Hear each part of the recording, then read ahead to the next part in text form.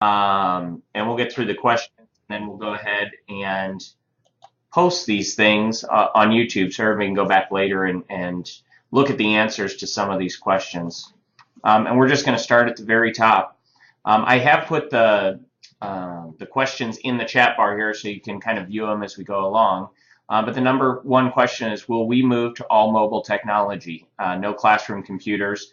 If so, will our Wi-Fi network be able to support the change?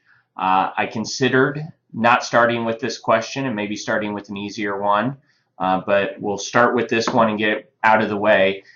We have seen a mobile change in not just the district, but across the state in IT and across the country in IT, especially in classroom IT. One of the problems we've had in the district is that idea of trying to be great at a lot of different things. So we've always given choice to buildings about having laptops or desktops, but we have to equip buildings so that they're prepared for either one.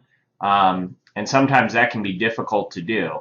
So we are seeing a shift to more wireless technology. And what you're going to see over the next few years is majority of our dollars here at the technology department, instead of going to maintaining wired connections, are going to go to maintaining wireless connections.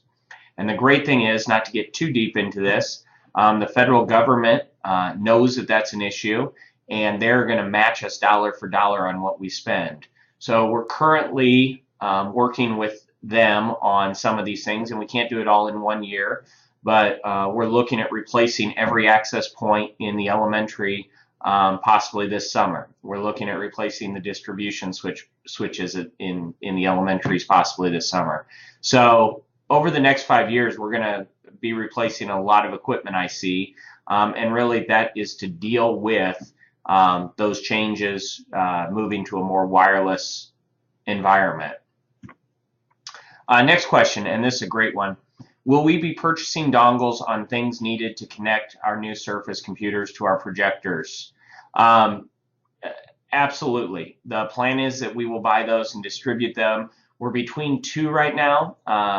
We're between a Microsoft one, and we're between one that's made by Action Tech. And there's some technical reasons to the Action Tech one that I won't necessarily get into. But the Action Tech is a little bit more expensive, but it gives us some more opportunities on the back end to do some things with it. So as soon as we get that in and get it tested, and there are some people on this call who are going to help us with that testing, we are absolutely going to buy those once we make a decision. Buy those wireless dongles for everybody who got a Surface tablet this year. The idea will be that junior high and elementary teachers right now, or by the end of March, let's say, will be able to walk around their classroom with their Surface, notate right on top of it while they project wirelessly. So that's kind of the end goal.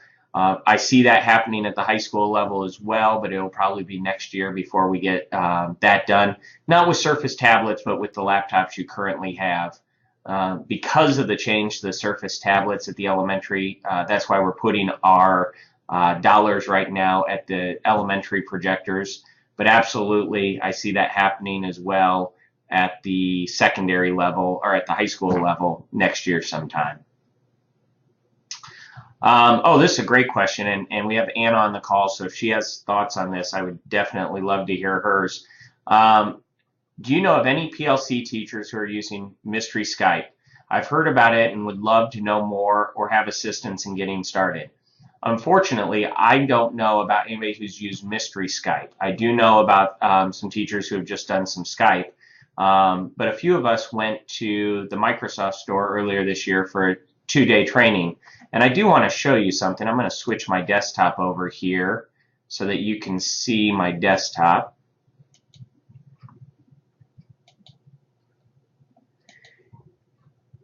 And what you're going to be looking at here in just a second, hopefully everybody, it's connecting right now, so hopefully everybody can see this. What you're seeing right now is the Microsoft Education webpage, and they bury this webpage. They do not make this webpage easy to find. But it's just education.microsoft.com, and one of the tools in here is Skype in the Classroom. So I'm currently on the page Skype in the Classroom. And as you scroll down, you're going to see three different options. You're going to see play a mystery Skype. And when we did this in the class, we did it as almost like a geography lesson. We did a mystery Skype, and they needed to guess where we were, and we needed to guess where they were. So, we asked questions like, how close are you to the ocean? Or how close are you to a mountain range, or whatever that is. And then we tried to narrow down where they were and guess what part of the country they were in or what city they were in the country. You can also set up a talk with a guest speaker and then plan a virtual field trip. So I've used this site a little bit to get some information, but if you're curious about some of the features we have with our Office 365, this education.microsoft.com website, I think, offers a lot of tools for teachers to try some of those things. So, all right, I'm going to come back over here, and hopefully everybody can see me again, and we'll go to the next question. Will we receive any training on how to use the Surface with pens and Smartboard? Yes. The goal is to do whatever trainings you need us to do. And I'm not sure those trainings are always going to look one-on-one. Those trainings might be a video, might be a handout. It could be one-on-one. We're still trying to iron out what some of those look like. But we absolutely want to get you any trainings. We absolutely will do any trainings that you need us to do. I'm going to go ahead and unmute Anna here real quick as well. Anna, I think you're unmuted. Yeah, I was just going to go back to the Skype question, so I don't want to derail you. No, absolutely. Well, actually, while I've got you here, what are your thoughts on the training piece? The training piece, I mean, it really has varied at every different building, and we are able to help in any way that anyone's interested, whether it's going in for a day and working with teams during their plan time or before school, after school, whatever we can. I think that I'm looking to put some of the questions that Bill is answering here, as well as other questions, into kind of an FAQ. So hopefully that'll help a little bit as well. What I've seen is that it works best when you can train in smaller groups for some of the more complex tasks. Perfect. And I think if you would like to see a training, as Anna said, she's kind of keeping the questions, but if there's something that's not in the questions, if you get that sent into us or into your media specialist, Anna is wonderful about those things. You don't want me to come out and do training. I'm very good at boring webinars that can get posted on YouTube, but if you want an engaging training, Anna is the person for you. Well, I don't know about that, but what we can certainly do is, if we see any interest, we can have a couple of sort of district-wide trainings here at central office for people. But what we found is that we get better attendance when they're at particular buildings and it's advertised in that building. So we'll ask around to some of the ETCs, STCs, administrators, and others, and it might even be kind of combining something maybe with elementary buildings in your array, or doing one at each of the secondary schools. However, we can support that. And then also we're looking at doing some additional classes this summer, some for the Surface as well as some for some Office 365 ones. So I imagine we'll have a OneNote one that'll include OneNote for Classroom, and some of those other Office 365 tools, and hopefully we'll be able to invite teachers who have already used them successfully in the classroom so we can look at some of those examples. Perfect. Thanks, Anna. Yeah, and then going back to the Skype, just very quickly, I'm not aware of anyone in the district who has done the mystery Skypes yet. I am sure they are out there, so I could ask around, but I do know some teachers in other districts as well. And that website that Bill showed is a great way to find other classrooms who are looking to do that. But I also have lived in a couple of other states and have taught in those states as well, and know teachers at all levels. So if any classroom is looking to do that, I would love to set you up with some of the teachers that I know. So don't hesitate to reach out. Just shoot me an email at aeckhoff@paplv.org. Perfect. Thanks, Anna. Mm-hmm. We just had a question come in, and it's down lower on the list, but as long as it's here and it just came in, I'm going to hit it real quick. We had a number of questions come in about the Desktop Authority error that people are receiving on their Surface tablets. I hate this expression, but I'm going to use it. We are definitely working on this plane while we're flying it. We knew we wanted to get the Surfaces out as quickly as possible for a number of reasons. We want to give teachers as much time to play with the new device while they still had their old device. And we wanted to get it out there for the buildings who need it for NESA testing, need their old ones for NESA testing. So we didn't have everything ironed out from the standpoint of Desktop Authority did not have an update. The Desktop Authority update just came out last Monday. And the problem with the Desktop Authority is it seems like one small piece, but it does so much. It's how you get your printers. It's how you get any settings that we push out, home pages or anything else that we push out from the district. And so they just released that update on Monday. Steph is going to install that update district-wide tonight is the goal. While teachers aren't here tomorrow, it's going to have some time to propagate out there and get out district-wide. And then Monday when you get in, you will just need to log off and log back on. That question right there answers a number of questions we've had because, well, one of the questions we've had, for instance, is how do you install printers? Well, we've always pushed out the PLSD print, and it's not there because Desktop Authority is not running. We tried to make it work earlier in this month, and some of you will remember as we did that, printers were deleting from other places. So we just gave up on that until Desktop Authority got fixed. So that stuff should go away now that she's done that. And it looks, Steph just chimed in here, that it looks like she did get the upgrade done this afternoon. So if you wanted to even try before you left, you should be able to log out and get the new Desktop Authority. But the great thing is that error will go away because we've gotten that question a bunch in the last month since we've rolled these out. All right, so the next question that's here is how do you set Symbaloo to your home page? And on Windows 10, it's no real different than it is on Windows 7. It really comes down to what browser you're using, and every browser is going to be a little bit different. And I'm not going to spend a ton of time on this because I'm unsure what browsers everybody is using. But if we just go into, and I'm going to show this here, let me present my desktop.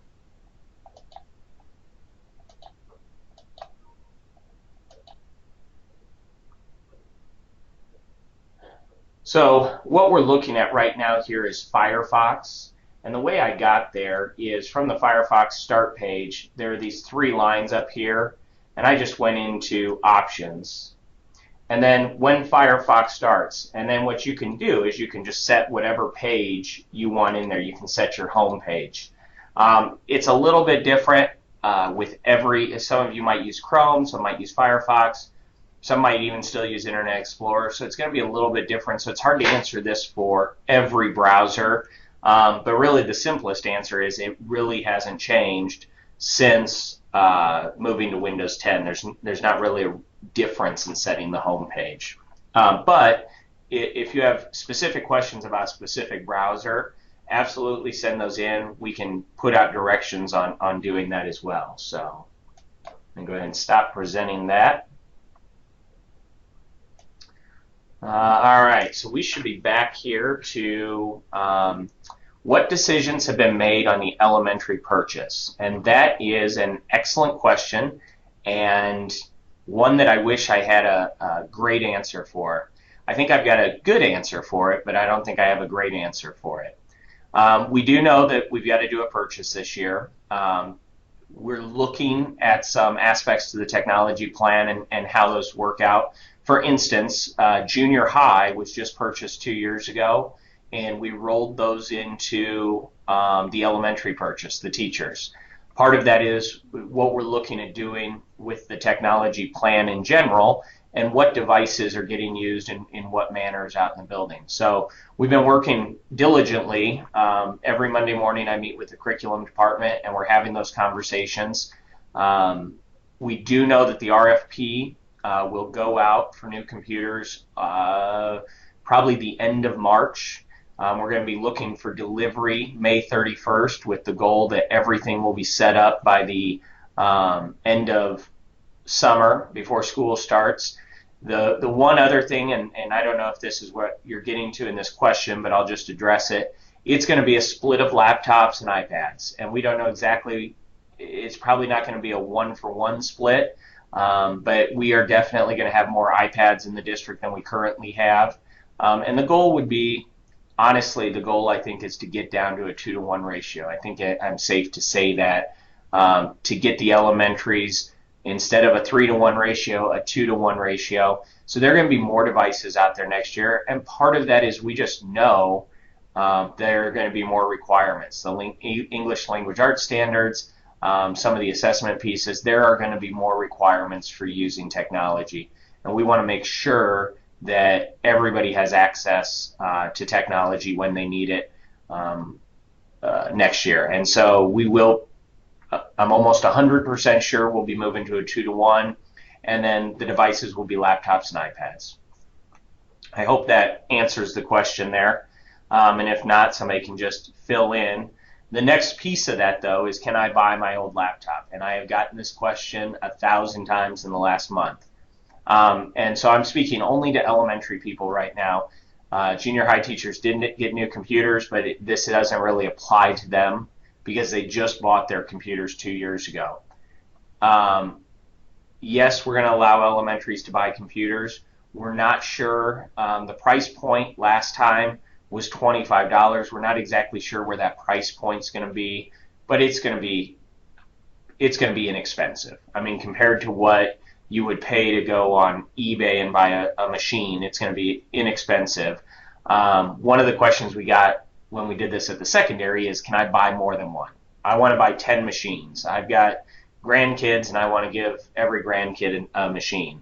And unfortunately, we're just not set up to do that. Every machine that gets purchased, we have to get the office licensing off. There are a bunch of things we have to do to it. It takes us about half an hour to 45 minutes with each machine, and we're just not equipped to do thousands of machines.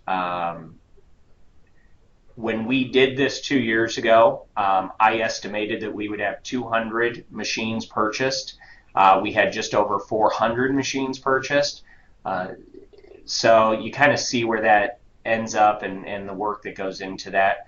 One of the other pieces is what about paras and secretaries and things like that. And unfortunately, our main reason for doing this, for allowing teachers to buy their computers, is we understand that we get that teachers are scared that they're going to lose files, they're going to lose programs, so we really try to open this up so that that fear kind of goes away. Okay, you're getting a new machine, but if something happens to be on your old machine, it's still there, you can still get to it. So that's kind of the goal for letting teachers buy their machine. And that's also why we have to put some limitations with it. All right, let's see, what's next? Oh, okay, so how do I save directly to OneDrive, and how can I send to OneDrive to the print shop? An excellent question there. And, oh, Steph just, I'm kind of a squirrel moment here. Steph just posted the Symbaloo stuff, and so maybe I misunderstood the question. I haven't read that article, but there is some information there for you. So the question about saving to OneDrive. Quick history here, because I can't do a short story. Last April, we rolled out, hey, we want everybody to move all their stuff to OneDrive by a year from now, May 2016. And we gave some tips on how to do that. In fact, we did a number of webinars on how you can move folders and the best way to do it and the way to use them. And we kept getting questions about, can I sync? There's a sync option up there. I want to click that sync option. I want to use sync option. And what sync does, sync in theory is wonderful. What it does is you have a copy up here on the web. It also is down on the machine. So if you're off of a network, you're not connected, you can still work on things, and when you connect to a network, it saves up. Everybody's happy, things work great. The issue we were having is machines would just quit syncing for no reason. Just out of the blue, files would quit syncing, and people didn't notice that they weren't syncing. And so that was probably a month after we rolled out OneDrive, we started to notice that. So we put the brakes on syncing. We said, no syncing. Everybody quit syncing. We don't recommend syncing. Well, with Windows 10, Microsoft has redeveloped their sync tool, and it works. It's working very well. We've been using it here in the office. We got about 20 people out there using it. And we're very excited about it because it gives us some of those options that we've heard from our users that they really want. So I'm going to go ahead and present here in 1 second.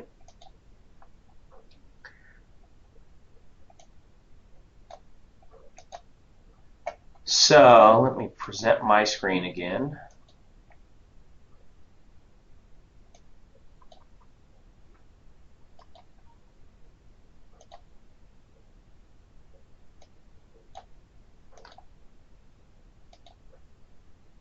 All right, so everybody here should be seeing My File Explorer. So if you go down to your Windows Start button, everybody should have this File Explorer here. And as you go into that, you're going to see this OneDrive Papillion La Vista Public Schools. This is my information right here. This is my information that is on my current OneDrive. Well, the nice thing is I can now save, because I've got the sync done, and you'll notice this green check box right here. So let's open this 2015 phone RFP. I've got 3 documents in here, 3 Word documents. Those Word documents are saved up at the cloud. They're also saved on my local machine. If I want to add a document to here from Word, I just hit File, Save As, and I save it right down to this location. And within 15 minutes, it syncs up. And it doesn't even take 15 minutes. It's usually seconds, I think, before it syncs up. And then everything's kind of in line. The nice thing is from an iPad I can get it, from my phone I can get it, so I can get to those documents very easily, which is one of the goals. If my machine dies, drops, whatever, I don't lose any documents. They're all still saved in the cloud, but they're on the local machine. One of the questions we've got about OneDrive is what happens if the network goes down. The one thing I'll say is we don't have network outages, full network outages like we used to 5 years ago. The fiber has really alleviated that. Most of the time when we do have a network outage, it is power related. We get power blips and some equipment goes down that we have to reboot. But we just don't see those issues as often. But we also understand that the worst possible thing is that you're standing in front of a class when that power blip happens, you're trying to work, power comes back on, and now network's not working, and you can't get to your OneDrive. So the sync alleviates that. The other thing it alleviates is you can now send right from OneDrive directly to the print shop, which has been one of those things that we have gotten a ton of questions about. And yeah, as I look here, Bubba said the next generation sync has been working well for him, and Tim Soretta is saying the same thing. I mean, that's what we're hearing across the district, is that the next generation sync just works. So here's the great thing for all of you.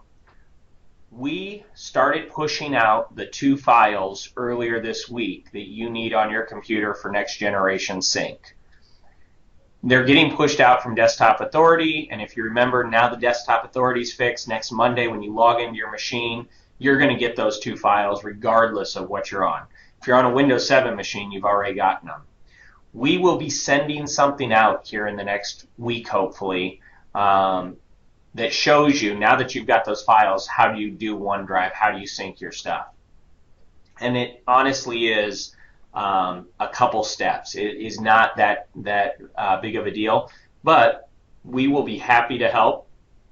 Put in a help desk ticket, or talk to your media specialist, or whoever helps you with technology, And we think that this is a process that is going to save every teacher a ton of time.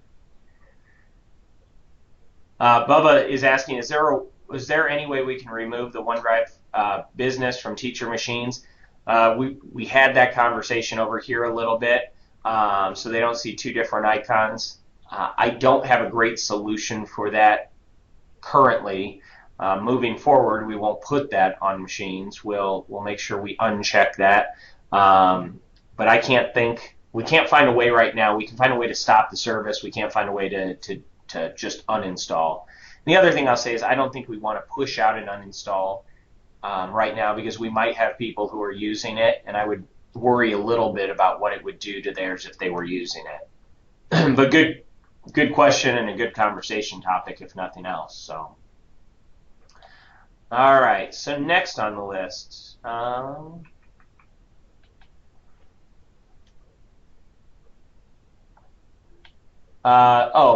Why do some of my OneNotes go missing? Am I missing a step between devices or from home to school? Or can I share those with change the settings so that I can't see them anymore?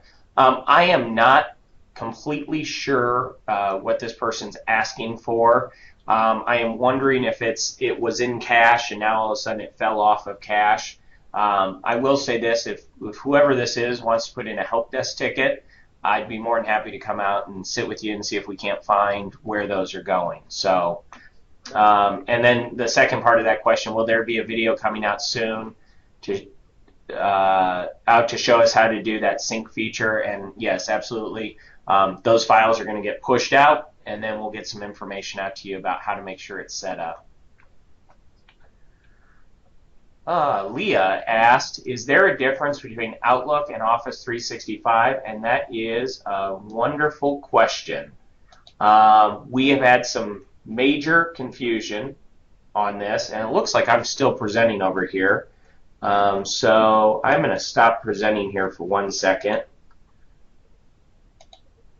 And I want to bring up my email here, but I also want to do it in a way that I make sure that there is nothing on my email that can't be out there for the world. All right, so we're going to present again, and you're going to notice that I have Outlook open, and this is the same Outlook I've always used. It looks the same. I've got my calendar down here. I've got my people. I've got folders. I've got all of that kind of stuff in there. When we rolled this out, I think there was some confusion that everybody had to move to the web. And at first, OneDrive only worked from the web, and now we've got Sync, so that will go away. And we've got users who would rather use the web, and I understand that. But it's still the same email. The email that's here for me is the exact same email that I would see if I logged into the web via login.microsoftonline.com. It's the same stuff. In fact, if I had them both open right next to each other and I send from the desktop, within a couple seconds you're going to see that going to send items on the web. Here's the big difference, Outlook via the web portal, and this is what's getting us into a little bit of trouble across the district. If you need a default mail client, Outlook is your default mail client. We cannot make a web application your default mail client. And what that means, I'm going to put this in something that we've gotten the question a lot, is if you try to send email from Sims, it tries to go out your default mail client. The problem with that is your default mail client might be closed because you only use the web for email. And what happens is those all sit in drafts until you go back into Outlook. So if you go back into Outlook a month later, they're all going to leave drafts, they're going to hit the outbox and go out sent, and you're going to have parents saying, well, it took me a month to get this email. The reason isn't the email necessarily. The reason is it wanted to go out Outlook and not the web. So for teachers who use that feature in Sims or anything that uses a default mail client, we always recommend at least opening Outlook. You don't have to use Outlook, but keep it open in the bottom. I still use Outlook daily. I just think it's easier to get around. But I also get that there are people who work differently than I do, and those people want to use the Office 365 web. And I'm not here to tell you what works best for you. That's kind of the way the system works. And it's not just Sims. It's any program that uses a default mail client to send email out.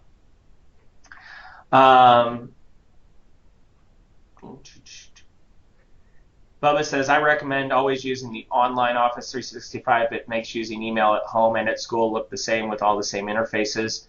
70 teachers use Office 365 online for mail at South. Only 25 are using desktop. Bubba, whatever works for you guys. Like I said, we're not here to get in the way.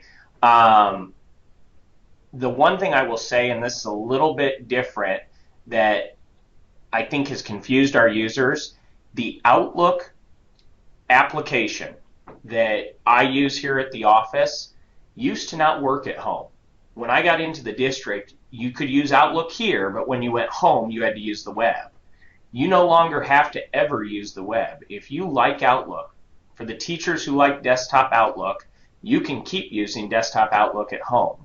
That change was made a couple years ago, and I'm not sure that it got out there, but it's one of the things I absolutely love about the new email system is that I'm not tied to something that I don't like. I can go either way no matter where I am, which I think is great. All right, so we got a conversation happening below, and I'll let that conversation go on. Oh, perfect. Oh no. The next one's perfect. This one is good but not perfect. What are the options for connecting to speakers? Essentially, this is supposed to, and they're talking here about their Surface tablet, I believe. So we have a couple options in here. Number one is this right here is a 1/8" jack for headphones microphone. So it does both if you want to use that. They also, of course, have a USB port on them, so that's an option. They also come with Bluetooth. So if you've got your Surface and you wanted to buy a Bluetooth speaker, you could connect the Bluetooth speaker that way. Here's the other thing I'm going to point out. When we start moving to wireless displays, they're going to use an HDMI port. And HDMI, if you remember at home, when you connect your Cox receiver to your TV via HDMI, you get video and sound. And it's the same with these. If you have an HDMI on your projector and you connect wirelessly, you're going to get video and sound through that projector. Now, the question that I'll have to ask teachers that I don't know the answer to is the speaker on those projectors loud enough? And I'm taking a guess that some of you are going to say yes and some are going to say no. I'm also taking a guess that to some degree it might have to do with how old your projector is. All our projectors have different size. The 83 has a different projector than the 95. And so that's going to change. And so that's a tough question to answer. We have multiple ways of doing that. But what I'm encouraging everybody to do is wait until they get their wireless display to make that decision, and we'll see how things work after that point. Okay, so this is the question I love because I didn't know this one. In fact, I had to have a conference call with Microsoft to learn this. So you've got your Surface here, and it opens like this. You've got your keyboard and everything. And I'm just going to pull the keyboard off for 1 second. I'm going to take my stylus out. You'll notice on the keyboard here, there's a little ridge. That ridge is designed for the stylus. So you should put the stylus right in there. Now you want the pen side, you don't want the pen side towards the screen. If you do that, you're going to crack the screen. Pen side down to the bottom of the keyboard, and then the little hook will go towards the screen. That notch is designed specifically for that, and I tell you this is funny because I went round and round with Microsoft about getting pen loops for everybody, and Microsoft said, why aren't you using the design notch? And I said, because I don't know about design notch. And they showed me on a webinar like this, and I said, that's genius. You guys should put that in writing somewhere. And I don't know if they agreed with that or not. They agreed that they're geniuses. Okay, so next question. How do we connect our Surface Pro to the printer? There are a couple ways to do that, but I'll be honest with you, I'm going to hold off on this question until next week. Desktop Authority pushes printers out, so everybody should get their printer next week. And then if you have specific questions about adding a different printer in your building, let me know that. But really, we don't have a lot of printers anymore since we've done the print contract and we use the Follow Me Print with the badge. So I'm hoping that this isn't a big issue, and by Monday it's taken care of. The one thing I'll say is Monday you are going to have to log out of your machine and log back in. Steph has been pushing updates for a couple weeks, so it may not be a bad choice to, tonight before you leave, just reboot your machine. That way when you come in next week, you log into it and you're ready to go. Okay, next question. At times my Surface appears to get hot and the fan starts to run after a long day. Is this dangerous? I got two parts to this question. The first part is I don't think it's dangerous. If it's so hot that you can't touch it, I would be nervous about it. But it shouldn't be getting so hot that it's going to start a fire on your lap. There have been a recall on the Surface power cords purchased before July 22nd. From what the research we've done over here, we are not in that category of purchasing. Our devices were made after July 22nd, so it does not look like we fall into that category. But we're going to continue to research that. One of the things that I will tell you is during the training for the Surfaces, we went through some power options, setting it to go to sleep. One of the things I've worked with a couple people who have talked to me about this is having the computer hibernate, and there's a power setting, and I want to get some instructions written for this. There's actually a power setting I found earlier this week that puts your computer to hibernate after it's been to sleep for a little bit. So I've got mine set to sleep, and then if I don't touch it for 60 minutes, it goes to hibernate. One of the issues we're having with battery life on these is people put it to sleep, put it next to their bed, and don't plug it in. Well, it's still running at all times. So the battery drains overnight, and it looks like you're losing battery. So setting it to hibernate after so much time, or setting the power button to hibernate it, one of the decisions we've made over here is we used to push out power settings district-wide. And what we're finding from talking to people is everybody wants to do something different with their power settings. So one of the big things one of the big pushes I want to make this spring is really get information out about what power settings do, how to set your power settings, and give our users enough ability to set their own and feel comfortable setting it the way that they want to have it set. I don't want us getting to the point where we're doing a one-size-fits-all anymore and we're pushing power settings out. I want to make sure that we're addressing this for everybody. All right. I'm behind on comments here. Now you guys at this point are all watching me read, which is loads of fun.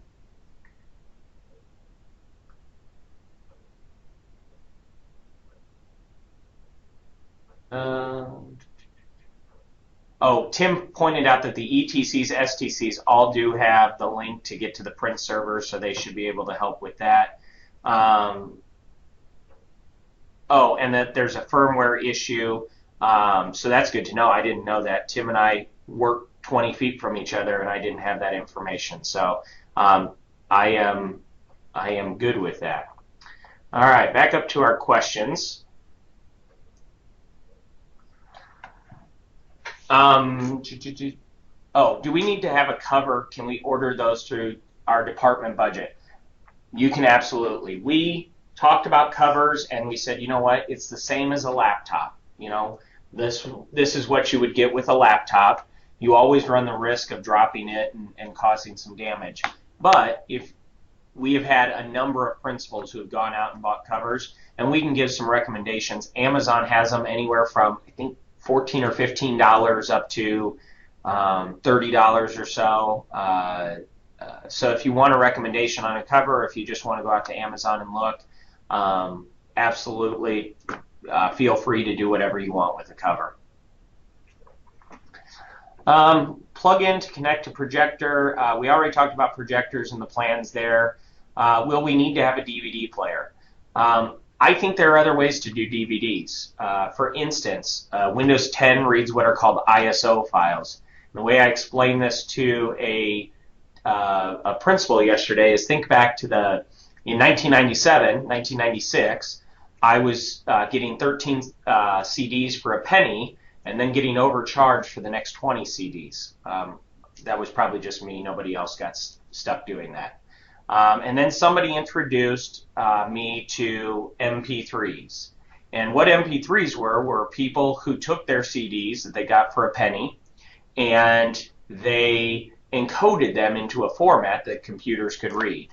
Well, you can do the same thing with DVDs. It's called an ISO file.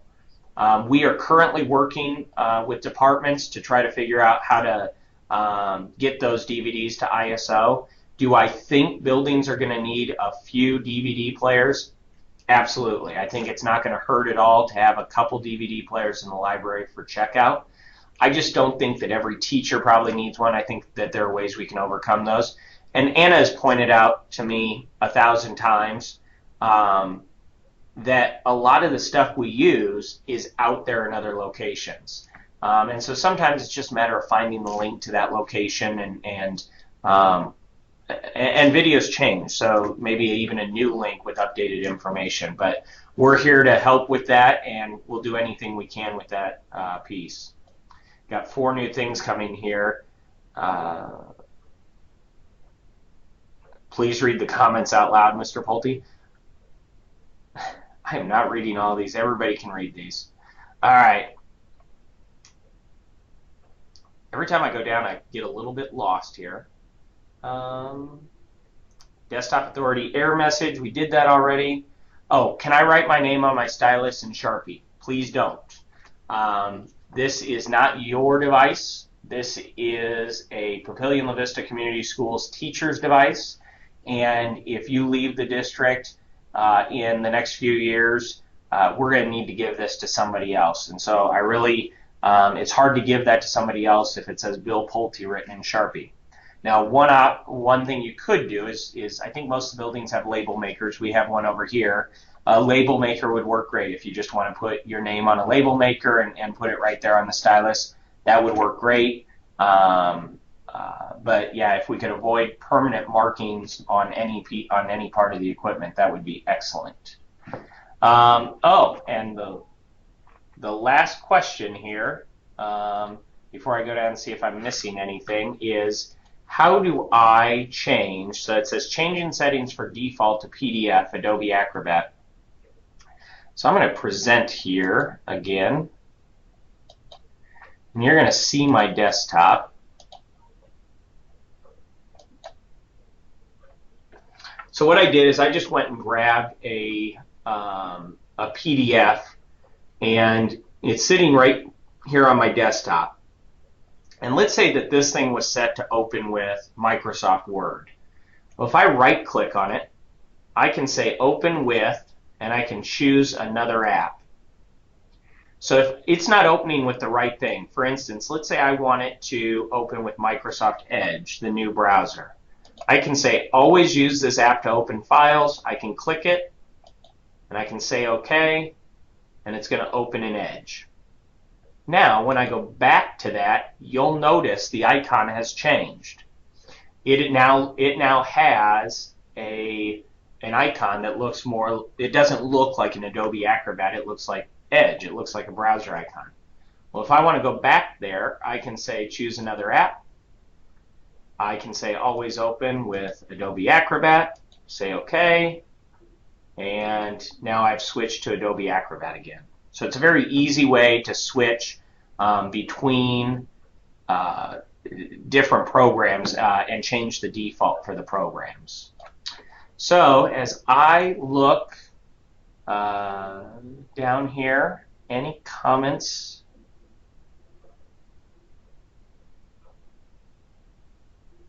All right, I do not see any other questions. Is there anything I'm missing? This turned into a longer meeting than I was expecting, but a lot of good questions. We will be posting this on YouTube, so if there's anything you missed or you want to hear again, I'll be sending that link out to the entire district.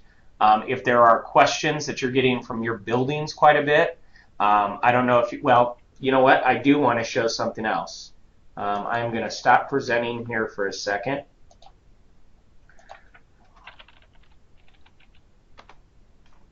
And so we tend to get a lot of questions that we've already talked about throughout the district. So here's one of the things I want to show everybody here.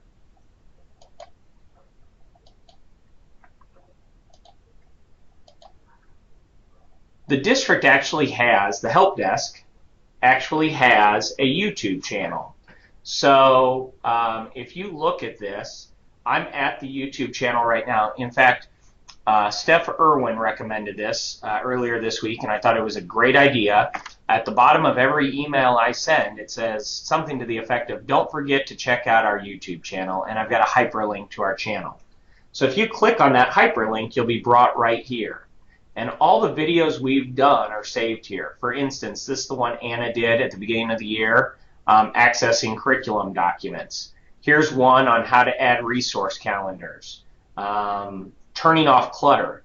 That was one of the questions that came in, and I'm glad it came up because here's the video if you want to turn off clutter on your computer. So we did that about 5 months ago. So anytime something comes up, the YouTube channel is a great place to start for information.